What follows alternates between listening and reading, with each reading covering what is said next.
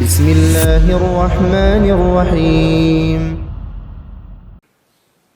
Bapak-bapak lebih bersyukur atas nikmat 10 miliar atau nikmat bisa berjalan ke masjid? Kan? Kayaknya jalan ke masjid biasa aja. Biasa aja gitu kan. Kalau fulus, Masya Allah Ustaz. Rizki dari Allah Ustaz, Masya Allah. Tahu-tahu di rekening ada 10 miliar Ustaz. Ya Allah ya. Besok ditangkap KPK dia. Wallah sahih jemaah, kita itu nikmat sehat itu benar-benar enggak? Dianggap bukan nikmat. Kenapa? Sesuatu yang kita rasakan setiap harinya itu akhirnya jadi biasa. Orang itu baru akan mensyukuri nikmat sehat dengan bentuk syukur yang puncaknya ketika dia kehilangan. Antum mau dikasih duit? Nah, antum mau dikasih duit 1 triliun. Mau ya? Tapi BAB lewat selang. Nah, jalan pakai kursi roda 1 triliun tapi punya duit. Bayangin ya, antum bisa punya jet pribadi. Tapi BAB pakai selang. Mau? Orang nggak mau, siapa? Nggak mau. Tapi kita tiap hari bisa ke toilet. Antum biasa aja. Ini biasa aja Ustaz. Orang kan kayak gitu memang. Loh, itu nikmat dari Allah. Nabi SAW mengatakan ni'matani maghbunun fihima katsirun minan nas. Ada 2 nikmat yang banyak manusia lalai dari mensyukuri nikmat itu. Sehat dan waktu luang. Ada yang sedang di PHK di sini? Ada enggak? Jamaah? Ada ya insyaallah. Ya Allah Ustaz, ana di PHK Ustaz. Enggak ada kerjaan, itu nikmat.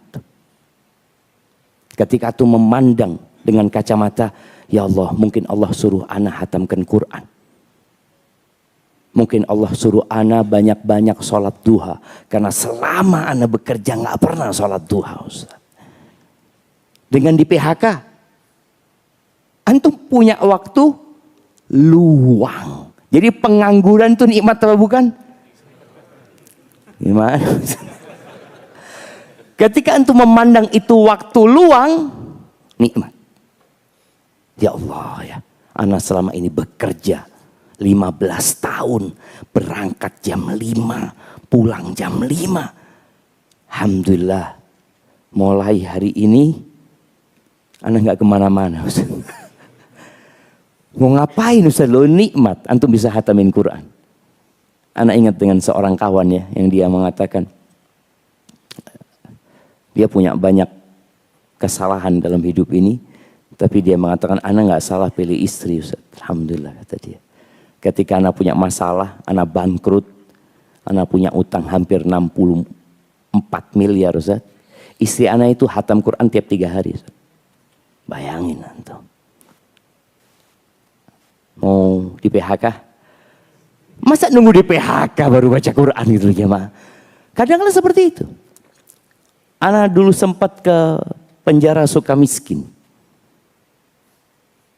Itu banyak orang yang hatam Quran di penjara jemaah. Ketika di luar Ustaz nggak pernah hatam Quran Ustaz. Sampai penjara alhamdulillah punya waktu luang untuk menghatamkan Quran. Bahkan mereka cerita, kami 10 hari terakhir itu datangkan imam dari luar ke Sukamiskin tuh ya. Dia katakan alhamdulillah 10 hari terakhir Ustaz, kita sholat tiap malam 4 juz Ustaz. Masjid ini berapa juz? Anda mau tanya. 10 hari terakhir 1 malam berapa juz sholat tarawihnya Ustaz? Mana Ustaz? Berapa juz Ustaz? 1 juz ngeluh jamaah. Coba 4 juz ya. Gak usah nunggu Sukamiskin gitu loh. Baru mau 4 juz gitu kan.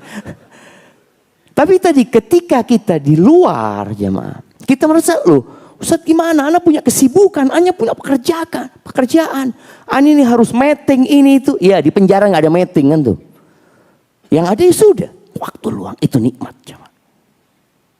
Maka syukuri nikmat yang Allah berikan. Beliau tiap bangun tidur mensyukuri nikmat sehat itu.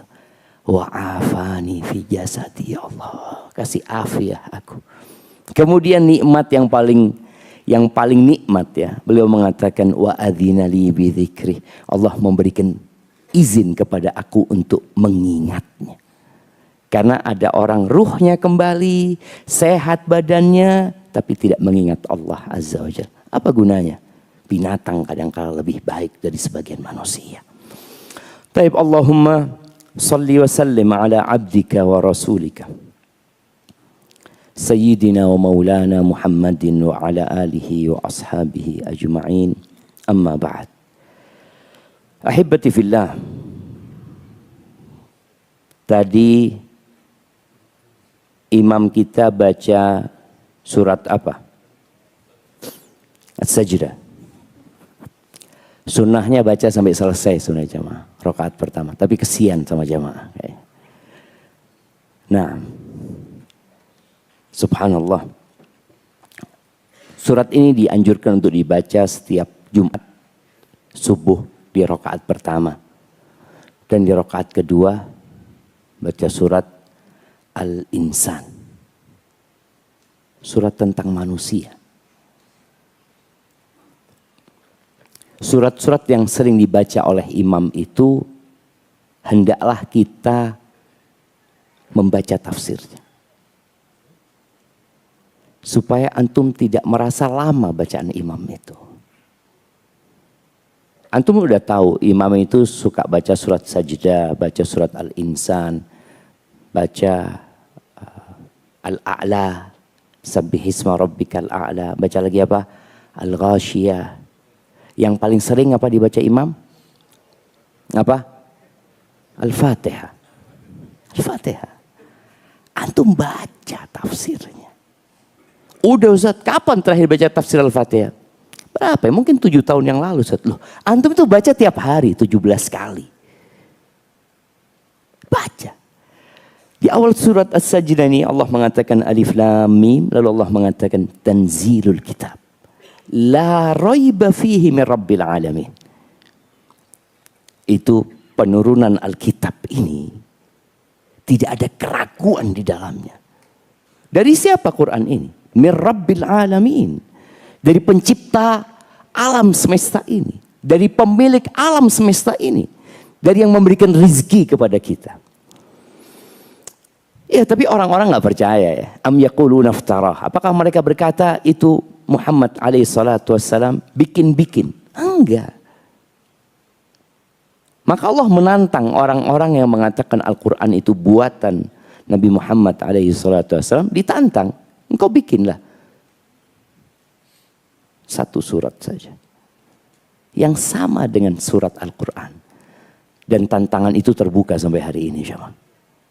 Sekarang sudah ada teknologi. AI itu ya. Udah ada teknologi. Bisa mereka bikin? Nggak bisa. Baik. Sekarang sudah bisa mendatangkan seluruh ahli bahasa kumpul di satu waktu. Zoom. Bikin satu surat. Tapi nggak ada. Ini menunjukkan Al-Quran benar-benar min Rabbil Alamin. Quran itu bukan buatan manusia. Quran itu firman Allah Azza wa Jalla. Tapi di antara firman Allah yang akan kita bahas pagi ini berkaitan dengan kehidupan kita, ada dua sebenarnya. Sama-sama di surat Al-Baqarah. Yang pertama di ayat 45 dan 46 ya. Allah Azza wa Jalla mengatakan wasta'inu bis-sabri was-salah. Kalian minta tolonglah dengan sabar dan sholat. Artinya dengan melakukan tindakan yang namanya sabar dan dengan mendirikan sholat. Hidup ini masalah. Siapa yang tidak punya masalah? Orang mati pun menghadapi masalah terbesar. Karena kematian itu Nabi SAW menamakannya hadimul ladzat. pemutus, penghancur semua kelezatan. Orang lupa dengan semua kelezatan tatkala kematian itu tiba. Semua punya masalah. Bagaimana menghadapi masalah-masalah itu? Masalah itu ada yang besar, ada yang kecil. Masalah itu ada yang di tubuh kita. Anda punya masalah di fisik Anda. Istri Anda nggak tahu. Anda tahu masalah itu. Anda merasakannya. Tapi apa setiap masalah yang kita hadapin kita harus cerita? Subhanallah, ada seorang tabi'in yang namanya Al-Ahnaf ibn Qais. Dia cerita di akhir hayatnya, mataku yang satu ini udah gak bisa ngelihat sejak 40 tahun yang lalu tadi. Tapi aku gak pernah cerita sama orang. Kok bisa ya? Ya dia di sini minta tolong dengan sabar. Sedikit-sedikit curhat. Sedikit-sedikit buat status. Apa nggak bisa statusmu ditulis, tapi di atas sejadahmu? Nggak perlu pasangan hidupmu tahu juga. Ya, sebagian kita nggak bisa, karena dia nggak kenal sama Allah Azza wa Jal, atau dia kenal tapi tidak mendalam. Ini Allah sampaikan bagaimana menghadapi kehidupan ini dengan meminta tolong dengan sabar. Taib, ada hadiah di sini. Mana panitianya? Masjidnya doang yang bagus ya mah. Hadiahnya nggak ada. Taib. Nah, apa artinya sabar? Apa al-habsu itu? Nahan apa? Nahan nafsu. Nahan nafsu mah puasa. Iya, nahan apa? Sabar itu nahan apa? Secara bahasa artinya al-habsu. Menahan. Tapi secara syariat apa artinya sabar? Menahan apa? Taib. Menahan dalam ketaatan. Menahan diri dari melakukan kemaksiatan. Menghadapi ujian. Gimana? Apa yang ditahan ketika menghadapi musibah? Dari apa? Masya Allah, kasih hadiahnya. Masya Allah. Jazakallah khair ya. Betul yang beliau sampaikan, menahan ya. Tapi apa yang ditahan?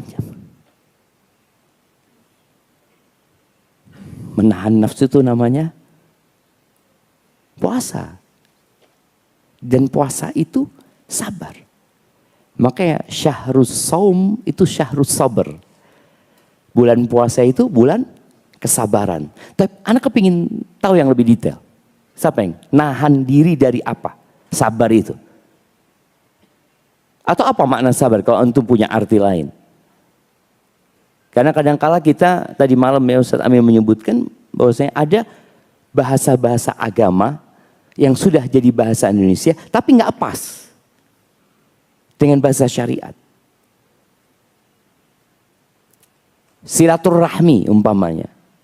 Ya, mereka menyebutnya ya perkumpulan ya, persahabatan, persaudaraan, silaturahmi. Padahal itu kalimat khusus buat kerabat sebenarnya.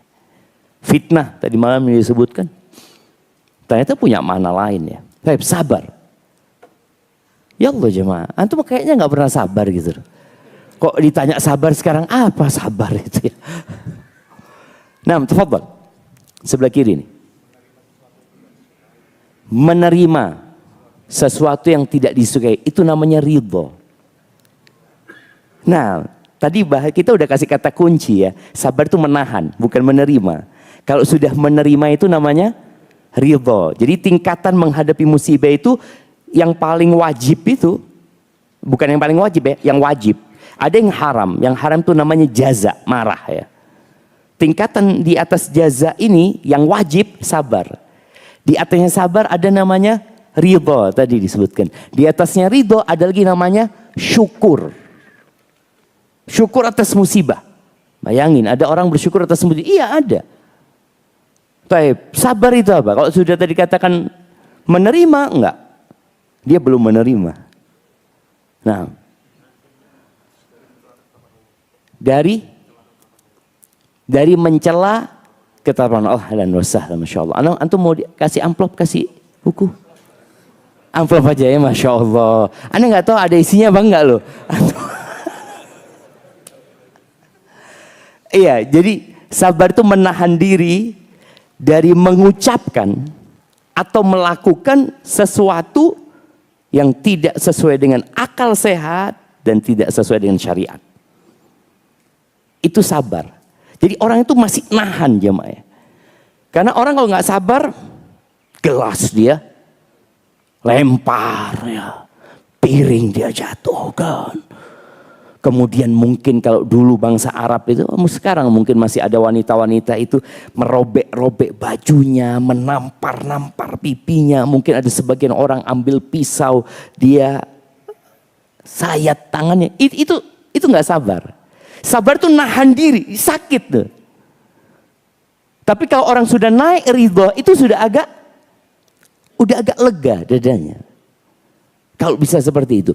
Dan sabar itu kata Nabi SAW, innamas sabru inda sadmatil ula. Yang dikatakan sabar yang sempurna itu, yang dikatakan wabasyiris sabirin, berikan kabar gembira kepada orang-orang yang sabar itu ketika hempasan pertama. Tahu-tahu ada telepon yang mengatakan istri antum meninggal. Meninggal. Alhamdulillah kata dia. Anak sudah capek menghadapi dia. Jadi meninggalnya istri itu musibah apa enggak? Buat dia bukan musibah gitu loh. Buat dia bukan musibah. Ada juga istri-istri yang ketika dapat WA, suamimu yang sabar engkau meninggal dunia kata dia. Kapan meninggal? Tadi. Ya Allah, sudah lama aku tunggu kata dia. Wallah jamaah. Tidak semua istri itu mencintai suaminya. Dan kata Umar bin Khattab radhiyallahu anhu, fa inna aqallal buyut allati tubna 'alal hub, sedikit rumah tangga yang dibangun di atas cinta. Sedikit. Terus kenapa orang-orang itu bertahan? Kenapa kita bertahan? Nah, siapa yang mau jawab? Anda kasih hadiah lagi. Kenapa? Siapa yang menjawab? Angkat tangan yang mau jawab. Karena apa? Nya'ah. Apa nya'ah itu? Sayang. Oke, kita kasih hadiah karena nya'ah ya. Sayang kenapa antum sama dia? Udah berjuang dia sama antum ya. Udah punya anak ya, kesian gitu kan. Kesian jadi. Memang ada mawaddah dan rahmah, memang jamaah. Ada mawaddah dan rahmah. Tapi kadangkala memang yang menjadi perekat utama itu adalah Islam dan ihsan. Maka kata Umar bin Khattab radhiyallahu anhu, walakin an-nas yata'amaluna bil ihsani bil islami wal ihsan. Orang itu bergaul karena ya syariat Islam yang memerintahkan kita untuk bersabar ya, memerintahkan kepada kita untuk berbuat baik. Jangan kepada istri, jangan kepada suami. Kepada binatang pun kita disuruh berbuat baik, jamaah. Itu menjadi perekat, jamaah. Ada juga seorang wanita yang sudah tua renta, tua. Dia ditanya, ibu masih ada suaminya? Kayaknya di Turki itu, kalau anda lihat bahasanya, terjemahkan kata dia, enggak, meninggal. Kapan meninggal suaminya? 2 bulan yang lalu. Kata presenternya, engkau jadi sedih banget, kata dia. Enggak, anda enggak sedih, kata dia. Kenapa? Dia bukan orang baik. Bukan orang baik dia. Itu zaman. Kenapa perempuan ini 50 tahun berumah tangga dan ketika suaminya meninggal dia tidak puji suaminya. Dan padahal kita ini butuh pujian. Bukan pujian ya. Kita ini butuh pengakuan dari istri kita kalau kita orang baik. Kenapa? Karena boleh jadi orang yang pertama menggugat kita siapa? Istri kita. istri antum yang gugat antum. Orang tua ya mungkin ya ridho sama anaknya mungkin durhaka dimaafkan ya. Tapi ada istri yang mungkin nggak ridho dia. Dia akan mengatakan dalam dirinya, nggak apa-apa bang kau zalimin aku sekarang bang. Tapi ada hari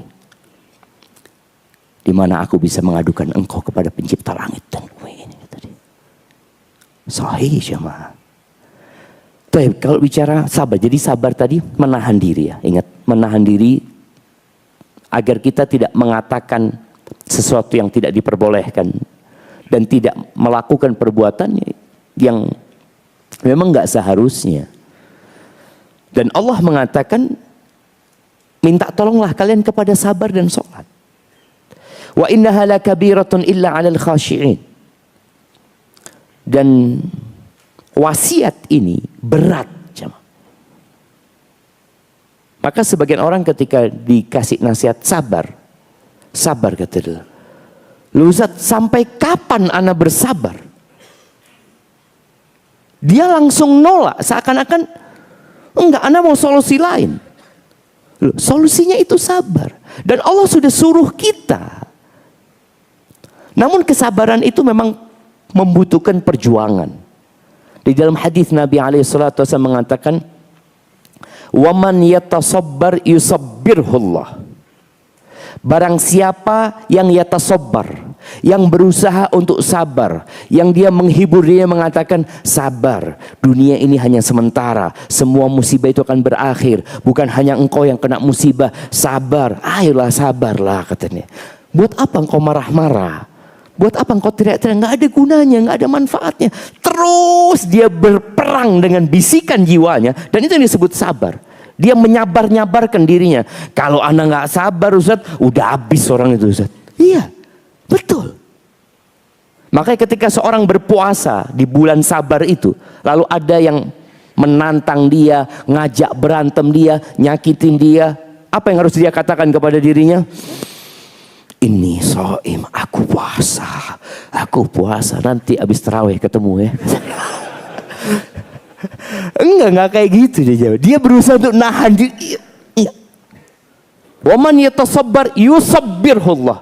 Terakhir Allah kasih hadiah buat dia. Dia jadi orang penyabar. Dan Allah yang membuat dia minas sabirin. Ada usaha dari kita jamaah. Kemudian wa ma u'tiya ahadun ata'an khairan wa awsa minas sabr. Tidaklah seorang hamba diberi karunia apa ya, atau ini pemberian Allah SWT yang lebih baik dan lebih luas daripada kesabaran. Jadi sabar itu juga karunia dari Allah SWT. Kenapa kok sabar itu jadi karunia yang terbaik dan terbesar? Karena semuanya membutuhkan kesabaran. Antum duduk di sini butuh sabar nggak? Jangan duduknya, berangkat dari rumahnya. Kadang-kala antum lihat flyer, ya Allah, kenapa kajiannya habis subuh? Ya Allah, jadi sudah mati. Astagfirullahaladzim, ya berangkatlah, disabar-sabarin. Pasang alarm jam berapa antum pasang alarmnya? Ada yang jam 2, bayangin, ada yang jam 2 jemaah. Jam 2 bangun, ya Allah masih ada waktu, nambah dikit lah gitu kan. Nambah dikit, ternyata adzan subuh baru bangun. Iya, membutuhkan kesabaran. Artinya antum datang kajian, tadi sabar melakukan ketaatan, sabar menjauhi kemaksiatan, dan sabar menghadapi musibah.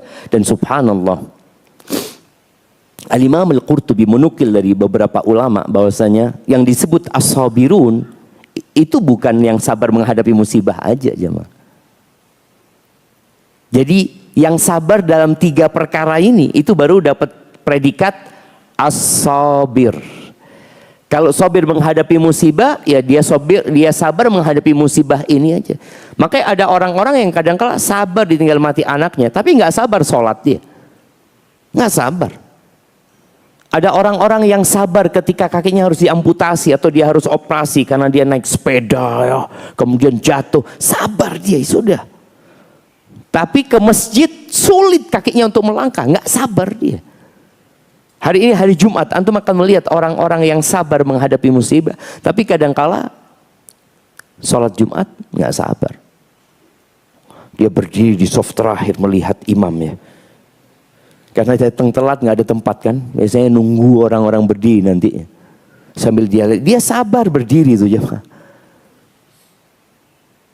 Subhanallah. Tapi nggak sabar untuk datang di awal waktu. Jadi bicara sabar itu, sabar dalam 3 perkara tadi jemaah. Ya makanya tidak ada pemberian Allah yang lebih luas daripada kesabaran. Ketika orang menghadapi sesuatu yang berat, bagaimana para sahabat menghadapi musuh-musuh, doa mereka, Rabbana afrigh alaina sabra.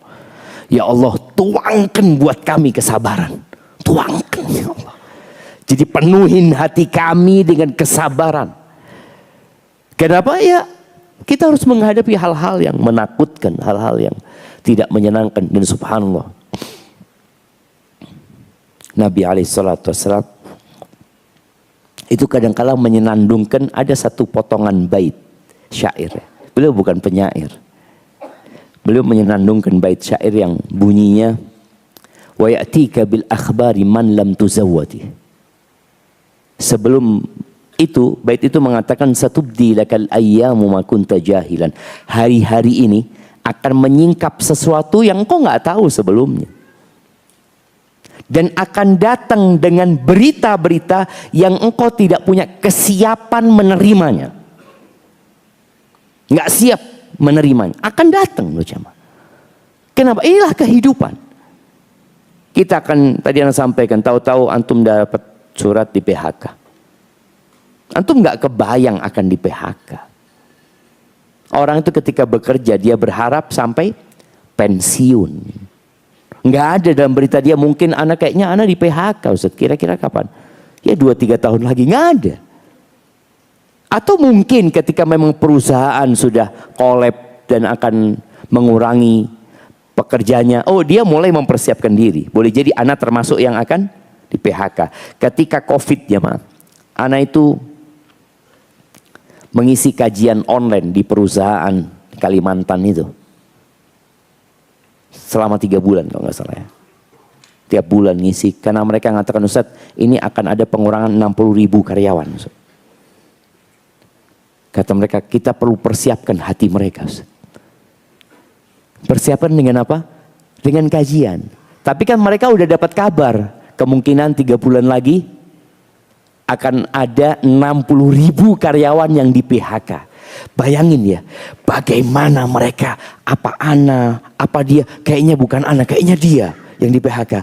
Ini bukan 2 orang antara satu sama satunya, ini antara 60.000 orang yang akan di PHK. Subhanallah. Baik, Allah suruh kita meminta tolong dengan kesabaran. Wassalah, dan sholat. Wasiat ini adalah sesuatu hal yang berat jemaah. Kecuali buat orang-orang yang khusyuk. Khusyuk ini, sebagian penafsir mengatakan berat itu sholat yang berat. Sebenarnya enggak, wasiat ini berat. Dua-duanya, sabar dan sholat itu berat. Kecuali buat orang-orang yang khusyuk, yang tunduk. Siapa yang disebut orang yang khusyuk? Di ayat selanjutnya Allah sebutkan, alladzina yadhunnuna annahum mulaqu rabbihim wa annahum ilaihi raji'un. Mereka adalah orang-orang yang yakin akan berjumpa dengan Tuhan mereka. Yakin. Keyakinan ini yang membuat berat jadi ringan. Pahit jadi manis. Jauh jadi dekat. Keyakinan. Aku akan berjumpa sama Allah gitu loh. Aku gak lama hidup di dunia ini. Dan mereka yakin akan kembali kepada Allah Azza wa Jalla. Ini tadi ayat yang pertama di Al-Baqarah ya. Di ayat yang kedua itu di surat Al-Baqarah juga. Di ayat 153 sampai 157 insyaAllah. Nah. Tapi di ayat itu Allah memanggil orang-orang yang beriman. Jadi bayangin di satu surat ya. Kalau antum hatam Al-Baqarah, antum dapat 2 wasiat ini. Di ayat yang kedua Allah mengatakan, Ya ayyuhalladzina amanu sta'inu bis sabri was salah. Innallaha ma'as sabirin. Wahai orang-orang yang beriman, panggilan untuk yang beriman. Baik, Anda mau tanya, berapa kali Allah memanggil orang-orang beriman dalam Al-Quran? 84, 83. Nggak yakin antum. Yakinnya 83. Kurang. Lama. Kurang juga saudara. Nah, siapa yang menjawab? 89, Masya Allah. Mau ini apa amplop? Mau yang mana? Kasih pilihan ustadznya ini. Masya Allah, kasihkan dua-duanya. Nah, 89 kali. Jadi 90 kurang 1. Itu panggilan khusus buat orang-orang beriman. Dan orang beriman ini masih dipanggil lagi dengan manusia. Ya ayyuhan nas. Masuk orang beriman di sana. Ya ayyuhal insan. Masuk lagi orang beriman di situ. Ketika ada panggilan ya ayyuhalladzina amanu, tolong antum jangan, apa bahasanya sekarang kalau orang bikin konten, jangan skip ya. Jangan skip. Ketika lewat itu jangan skip. Antum berhenti dulu lah. Antum buka terjemahannya. Karena insya Allah antum tahu ya ayyuhalladzina amanu itu panggilan sudah. Ada 89 kali. Jadi kalau antum hatam Al-Quran, berarti insya Allah antum sudah mengkaji 89 panggilan itu. Berhenti antum baca terjemahannya. Apa sih yang Allah akan berikan kepada anda dengan panggilan ini? Karena jamaah, banyak orang-orang kehilangan bonus, kehilangan manfaat, kehilangan ya hal-hal yang menguntungkan dia karena dia nggak dengerin panggilan. Di perusahaan kadang-kala ada pengumuman gitu ya, ada pengumuman di kampus juga, anak-anak yang kuliah, banyak mahasiswa yang nggak baca pengumuman, tahu-tahu KKN ditutup. Ya Allah, anak nggak tahu loh, gimana sih? Kok antum nggak tahu? Kan udah diumumkan. Kapan diumumkan? Ya udah berapa kali diumumkan, tapi ketika pengumuman itu disampaikan, antum main handphone, sibuk dengan handphone antum, jadi nggak dengar pengumuman itu. Abdullah bin Mas'ud mengatakan, "Idza sami'ta ya ayyuhalladzina amanu fa'ar'iha sam'ak." Kalau engkau dengar ya ayyuhalladzina amanu, pasang kupingmu itu, pasang telingamu itu, pendengaranmu engkau pasang. Kenapa? Orang yang sedang sibuk dengan handphonenya nggak dengar jemaah. Makanya kenapa sebagian istri itu ngeluh, atau sebagian suami mengeluhkan istrinya, aku panggil istriku nggak dengar Ustaz. Memang tadi ketika dia sibuk membaca sesuatu, dipanggil nggak dengar jemaah. Maka tinggalkan semua aktivitas, antum dengarkan ya ayyuhalladzina amanu. Di situ kata Abdullah bin Mas'ud, ada kebaikan yang sedang Allah hendak sampaikan kepada engkau, atau ada keburukan yang Allah ingin peringatkan dirimu agar tidak sampai terkena keburukannya. Di sini Allah memanggil orang-orang berista'inu bis sabri was salah. Sejatinya kita itu minta tolong sama Allah jemaah. Setiap salat kita mengatakan iyyaka na'bud wa iyyaka nasta'in. Kepadamu kami beribadah dan hanya kepadamu kami meminta pertolongan. Allah kasih arahan. Nih, engkau minta tolong kepada Allah, Allah kasih arahan. Caranya dengan sabar. Berusaha untuk sabar. Yakin bahwasanya musibah yang Allah turunkan itu sesuai dengan kemampuan Anda. Kalau Anda nggak mampu, nggak mungkin akan melimpah.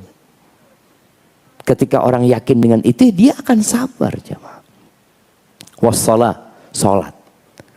Tetap dengan salat. Nabi alaihi salatu wassalam, idza hazabahu amrun fazi'a ila salat. Beliau kalau dirudung permasalahan, beliau larikan kemana? Salat. Salat itu tempat untuk minta pertolongan sama Allah.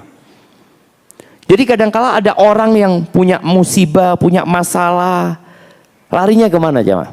Di negeri kita ini ada tempat pelarian buat orang-orang yang suntuk ya, yang galau. Kemana? Di mana jemaah? Pegunungan. Psikolog. Mana lagi? Dukun. Mana lagi jemaah? Karaoke. Antum tahu? Orang-orang di tempat karaoke itu ingin apa? Aduh lah, untuk menghilangkan kepenatan. Aduh ini itu. Dia punya ruangan khusus untuk mengekspresikan, mengungkapkan isi hatinya. Nyanyi terus. Dia pikir selesai urusannya. Nggak selesai. Tempat untuk mengungkapkan isi hatimu itu sholat. Sholat. Maka kita perlu mengajarkan hal ini. Cuma orang-orang yang ke karaoke itu nggak datang kajian. Gimana tugas antum sekarang? Bisa antum bikin selebaran kecil lah, yang isinya ayat ini. Duduk di pintu di parkiran karaoke antumnya. Ini dakwah loh jamaah. Ini dakwah. Antum berdiri di situ, setiap orang datang, fadhal Pak, Masya Allah. Mampu nggak antum? Bisa nggak? Mau nggak? Waduh, Zat. Antum kasih orang aja. Orang-orang kan ada yang biasa nyebarin apa? Brosur. Antum kasih fulus, jangan kasih fulus. Antum berdiri di sana, setiap orang masuk tempat karaoke kasih ini. Ya kasih iklan dikit lah, apa? Bawahnya ya ayyuhalladzina amanu sta'inu bis-sabri was-shalah innallaha ma'as-sabirin. Seperti itu. Semoga ketika dia baca itu nggak jadi masuk ya. Antum ditegur sama satpamnya. Kenapa setiap orang yang masuk sini kok nggak jadi? Dilihat sama satpamnya, Allah Akbar. Iya, mau resign juga kata dia mungkin. Kita ini kadangkala punya potensi berdakwah, tapi kita tidak lakukan itu. Nabi alaihissalatu wasallam mengatakan, "Ballighu anni walau ayat." Sampaikan dari aku walaupun satu ayat. Apa nggak bisa antum sampaikan ini? Walaupun antum cari tempat-tempat orang yang punya masalah, antum bawa itu ke pengadilan. Orang yang sedang sidang, ketahanan, orang yang sedang tidak tahu apa yang harus dia lakukan, antum kasih, fadhal. Fadhal. Jamaah, kita punya waktu yang sempit dalam kehidupan dunia ini. Bagaimana antum bisa beramal? Sholat. Nabi kalau punya masalah sholat. Abdullah bin Abbas itu pernah dalam perjalanan dari Madinah ke Mekah mungkin ya. Dalam safar beliau dapat berita kematian saudaranya, Qutham kalau nggak salah, atau putrinya disebutkan dalam riwayat itu. Beliau mengungkapkan ucapan kesedihan beliau ya. Beliau ya tentunya mengatakan innalillahi wa inna ilaihi rajiun. Beliau turun dari kendaraannya. Beliau minggir di jalan itu. Kemudian beliau sholat. Allahu Akbar. Sambil beliau membaca ketika jalan itu, wasta'inu bis-sabri was-shalah. Artinya berat menghadapi musibah itu. Iya.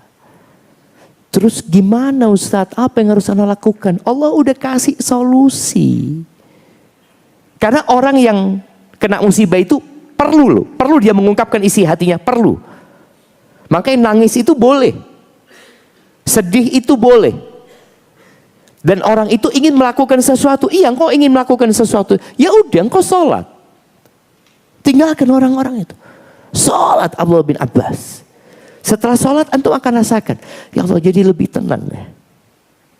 Cuma sholatnya harus khusyuk. Dan biasanya orang kalau kena musibah, khusyuk sholatnya. Makanya orang-orang yang di soft pertama itu, biasanya banyak masalah ya. Kalau masalahnya sedikit ada di mana? Belakang tuh. Saya sedikit, alhamdulillah kata dia. Yang bersandar itu, nggak punya masalah. Nah, cuma masalah di punggung. Nah, jemaah, kita minta tolong sama sholat. Perbanyak sholatmu. Yang punya masalah, anaknya mungkin kurang berbakti, perbanyak sholatnya. Sampai Sa'id ibn Musayyib ibn Hazan, dia mengatakan kepada anaknya, la azidanna fi sholati, aku akan tambah sholatku, kata dia, agar Allah menjagamu untukku, kata dia. Nambah sholatnya. Jadi apapun masalahnya, ketika antum tahu solusinya itu ada di sabar, antum nahan diri, terus menahan diri, yakin bahwa ketentuan Allah itu pasti indah gitu.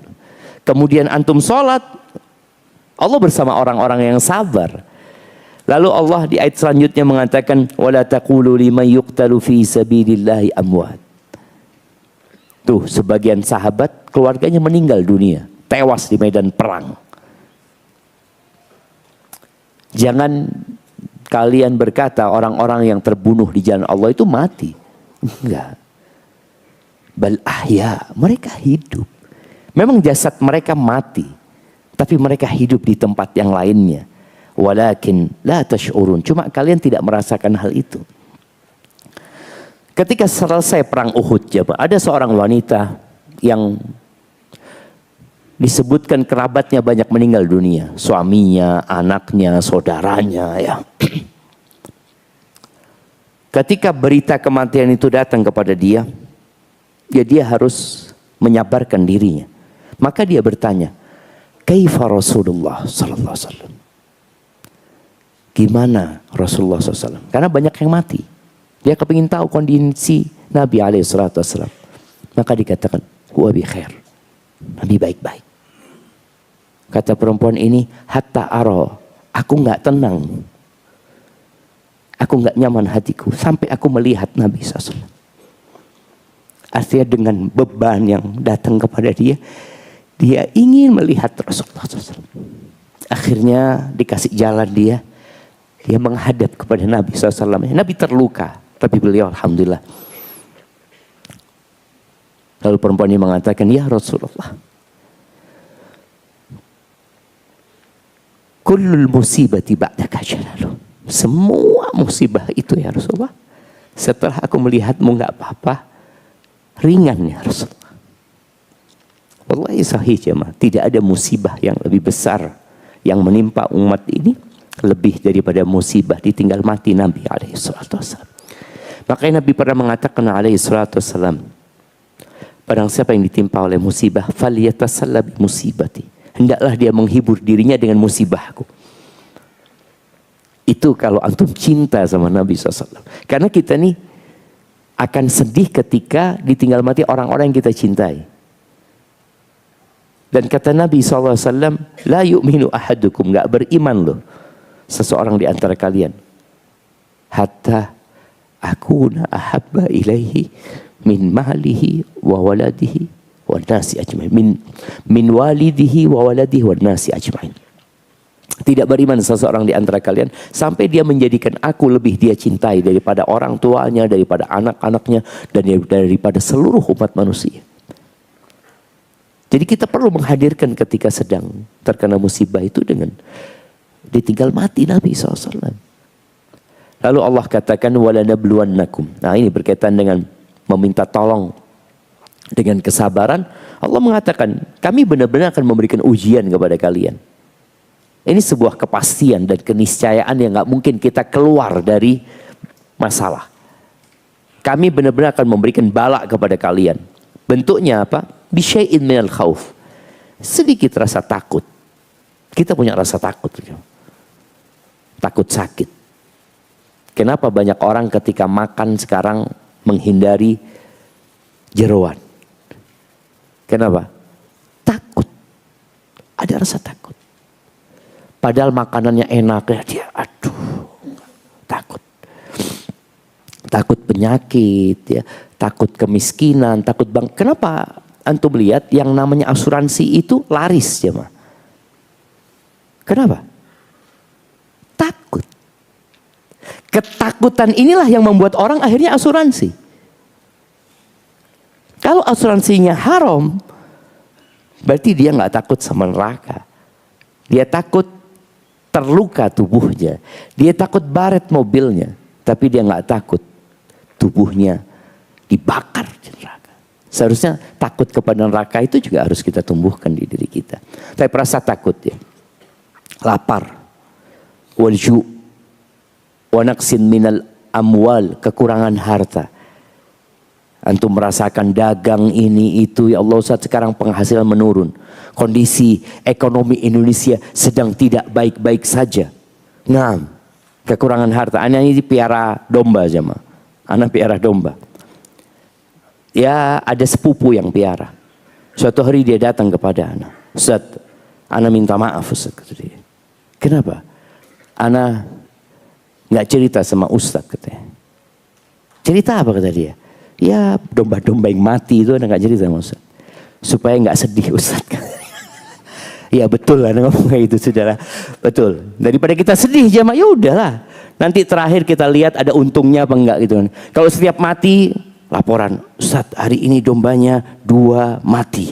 Ya Allah, besok Ustaz anaknya lahir prematur Ustaz. Kemudian meninggal dunia. Ya Allah, sudah nggak usah cerita. Iya, Allah akan kasih ujian kekurangan harta. Ada jemaah. Kekurangan harta itu. Antum pulang dari sini, tahu-tahu sandalnya hilang. Ya Allah, mana masih ada aja yang ambil sandal itu. Itu ujian dari Allah. Motornya hilang, mungkin nggak motor antum hilang? Datang, ya Allah. Kok motor ana yang hilang bukan ini? Kenapa antum ngatur takdir Allah itu jemaah? Ini ujian buat antum gitu loh. Antum kepingin seharusnya fulan Ustaz. Fulan itu sering telat sholatnya. Kenapa kok ana yang soft pertama dikasih? Iya, kalau fulan dikasih ujian motornya hilang, bahaya. Dia nggak sabar. Tapi karena antum imannya kuat, kasih motor hilang. Allah gitu Ustaz ya. Iya. Jadi bala itu sesuai dengan kadar keimanan loh jemaah. Sesuai. Jadi sebagaimana mengatakan Ustaz, dulu Ustaz ketika anak belum hijrah, anak biasa-biasa aja Ustaz. Tapi kenapa setelah hijrah, ya Allah ujian itu terus datang Ustaz. Iya. Karena kalau ujian ini datang ketika engkau belum hijrah, boleh jadi engkau murtad pada waktu itu. Dan Allah berikan ujian kepadamu sekarang ini, engkau semakin kencang sholat malamnya. Itu tuh jemaah. Jadi Allah akan kasih ujian kekurangan harta, kemudian wal anfusi wath thamar, kekurangan ditinggal mati orang-orang yang dicintai, kemudian gagal panen ya, wa basyiris sabirin. Jadi kalau kita lihat nih, kekurangan harta itu biasanya businessman. Kekurangan buah-buahan atau hasil panen itu siapa? Petani. Jadi kasih ujian masing-masing. Petani ngitung jemaah. Terus terang, anak ini punya pengalaman dalam bercocok tanam. Ada satu kawan mengatakan, Ustaz, bisnis bawang, tanam bawang Ustaz lagi bagus. Bismillah dong abang. Ya, dia hitung sudah Ustaz. Insya Allah keuntungannya kan gitu jemaah. Bisnis planningnya kan kayak gitu kan. Bismillah, yuk tanam, taruh uang. Anak ingat, anak taruh uang 100 juta aja. Sewa lahan, apa, tanam, panen tinggal 48 juta. Mana bisnis planningnya itu ya? Sama ini kok nggak nyambung gitu jemaah. Wa basyiris sabirin ya. Berikan kabar gembira kepada orang-orang yang sabar. Udah harus sabar. Katakan, siapa orang-orang yang bersabar? Alladzina idza asabathum musibah, mereka tatkala terkena musibah, apa yang dia katakan? Inna lillahi wa inna ilaihi raji'un. Inna lillahi wa inna ilaihi raji'un. Ujian itu nyata jemaah. Ingat tadi uang Anda tinggal berapa? 100 juta tinggal berapa? 48 juta. Akhirnya Anda ngomong sama kakak, udahlah kita kayaknya nggak usah nanam lagi kata dia. Sekarang kita jualan baja kata dia. Dia soalnya bisa pasang baja, jam baja ringan. Bismillah Ustaz. Anda ngomong sama kampus. Ini kayaknya lagi bangun mau pasang baja ringan kata. Gimana kalau teman Anda yang masang? Iya Ustaz, nggak apa-apa Ustaz kata mereka. Bismillah, sudah hitung-hitungan selesai. Subhanallah, butuh uang 90 juta aja mah kira-kira. Anak nggak punya duit, anak tinggal itu duitnya. Sudah, subhanallah jemaah. Anak pinjam sama abah anak, bah pinjam fulus bah kata dia. Ada kata abah dikasih anak. Kasih 50 juta sama abah, uang ini 48 juta. Supaya antum tahu cerita musibah itu datang silih berganti, dan itu ujian dari Allah Subhanahu wa taala. Dia cerita, Ustaz ada bajaringan murah Ustaz kata dia. Oke, bismillah sudah anak ngomong. Dia ngambil dari kota lain jemaah, dikirim sudah, bismillah. Telepon-teleponan sama orang itu, datang bajaringan tuh jemaah. Supirnya ngomong, kata bos nggak boleh diturunin sampai ditransfer. Oke, transfer kata dia. Dia transfer ke orang ketiga jemaah. Transfer, iya sudah ya, bismillah, 48 juta ditransfer jemaah. Sudah, sisanya besok akan duit yang pinjam sama orang tua itu besok. Sudah transfer Pak. Telepon lagi sama bosnya supirnya. Belum kata bos kata dia. Tunggu Anda telepon lagi. Telepon lagi. Mati handphonenya sudah jangan. Wa basyiris sabirin. Jadi uang yang dari bertani, bisnis, habis. Cuma Anda bersyukur sama Allah. Alhamdulillah yang pinjam sama orang tua belum dikasih, Anda kembalikan ke orang tua, alhamdulillah nggak jadi bisnisnya. Wa basyiris sabirin. Berikan kabar gembira kepada orang-orang yang sabar. Katakan innalillah. Kami ini milik Allah, kita ini semua milik Allah Azza wa Jal. Wa inna ilaihi raji'un. Sandal kita, kaki kita, perut kita, tangan kita, semua harta kita, anak-anak kita, orang tua kita milik Allah SWT. Kita akan kembali kepada Allah Azza wa Jal. Dan kalau antum bersabar, Allah akan kasih yang lebih baik daripada yang hilang. Bayangin ya, Allah akan kasih lebih baik daripada yang hilang. Bukan dikasih harta yang berlimpah ruah kemudian enggak. Apa kata Allah? Ulaika alaihim salawatu min rabbihim wa rahmah. Mereka akan mendapatkan salawat dari Allah dan akan mendapatkan rahmat. Ulaika alaihi salawatu min rabbihim wa rahmah, kasih sayang dari Allah Subhanahu wa taala, dan kasih sayang Allah itu lebih baik dari dunia dan isinya. Wa ulaika humul muhtadun, dan mereka adalah orang-orang yang mendapatkan petunjuk. Jadi pastikan ketika antum dapat musibah, sabarkan diri antum. Ketika berat ini itu salat, dan jangan lupa lisannya untuk mengatakan inna lillahi wa inna ilaihi raji'un. Ditambah satu lagi doa. Siapa yang hafal doanya? Doa kalau kena musibah. Nah,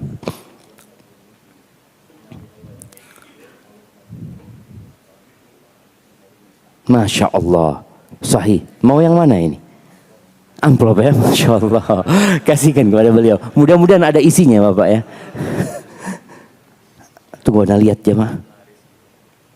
Oh ada jemaah, Masya Allah. Baik, tadi ketika terkena musibah baca inna lillahi wa inna ilaihi raji'un, itu minimal. Yang maksimal Nabi SAW ajarkan tambahan. Allahumma jurni fi musibati wa akhlif li khairan minha. Ya Allah, berikan pahala di musibahku ini. Karena musibah itu bisa jadi berpahala, bisa jadi berdosa. Kapan berpahala? Ketika kita menghadapinya dengan sabar. Kapan menjadi dosa? Tatkala kita menghadapinya dengan jaza tadi, marah. Jadi dia nggak menahan diri, dia marah, maka di situ jadi dosa. Apakah ketika dia marah musibahnya diangkat? Tidak. Makanya orang yang marah dengan musibah yang menimpa dia itu rugi dua kali dia. Rugi pertama, musibah tetap menimpa dia. Yang kedua, rugi apa? Rugi nggak dapat pahala, jadinya dapat dosa. Itulah jamaah yang mungkin bisa kita pakaji dalam kesempatan kali ini.